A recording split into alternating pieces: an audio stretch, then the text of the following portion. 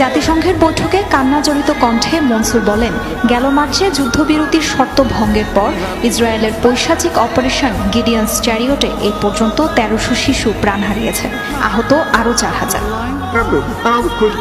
শিশুদের মৃত্যু হচ্ছে ইসরায়েলের ছোড়া গোলার আঘাতে। গাজার মায়েরা মৃত শিশুদের বুকে আঁকড়ে চিৎকার করে কাঁদছে, তাদের জীবন রক্ষা না করতে পারায় মাপ চাইছে। এসব দেখার পরও কিছুই করতে পারছি না। কোনো মানুষের পক্ষে এই বর্বরতা কিভাবে সহ্য সম্ভব?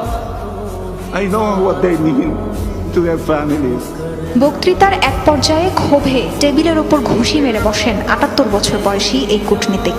কিছু সময়ের জন্য নিশ্চুপ থেকে নিজেকে সংযত করে আবারও বক্তব্যে ফিরে যান তিনি। যারা নিজেদের মানবতার রক্ষা কবচ হিসেবে পরিচয় দেন, তাদের এই নির্মমতা বন্ধে জোরালো অবস্থানের আহ্বান জানান মনসুর।